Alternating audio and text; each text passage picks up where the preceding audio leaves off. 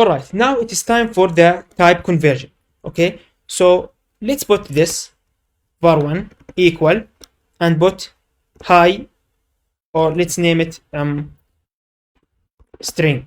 Okay, and we have var2 and its type is the number, which is 100. Okay, now if I want to print one of these, it will work fine. We already saw that 100 as integer and string as a string, which is var1. Okay, and if I put the type function, you can see that it is the same. Now what if I want to concatenate var1 with var2? But we already saw in the previous lecture we cannot concatenate string with other values, string only with the string. So how to do that? Well, actually we will use a specific functions for that. So str and int function. So str, this is to convert to a string value. So if I type var2, so this will convert var2 to str, and for int it will convert the value inside it to integer. So if I type var1, it will convert it to an integer. But by the way, you cannot convert something like this, which is a sequence of characters, to integer. But it may work for a specific character. So C, A, B, C, D, one of these. Okay, because each character has its own ASCII code. All right.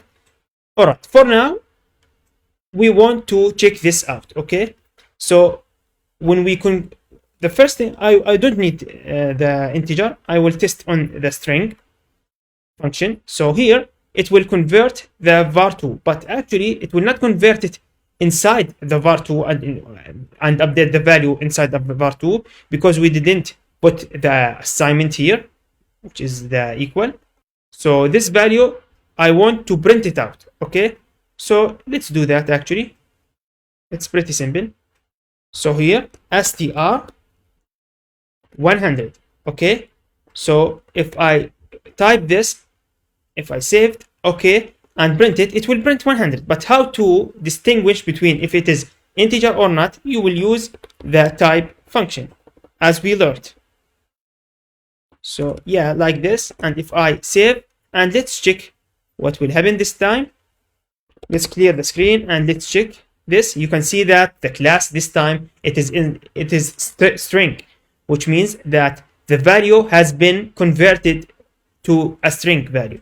So this is not integer anymore. This is a string. Okay. Now how to check or how to convert it? You can just use var2 equal str for var2, as simple as that. Okay, and then you can just print the var2, and let's print it inside the type to check if it is working or not. So like this. Let's save that. Let's check if it is working or not. So yes, yeah, you can see that we have end of file parsing error. Let's check what is the wrong. Yeah, actually I forget to put a brackets here. Actually I forget to put a brackets here. So let's save now and check again. You can see that the value is str, which is what is expected, because var2 is now string. The 100 is now string. As you can see here, the var2 is string, not integer anymore. All right. Okay, so far so good.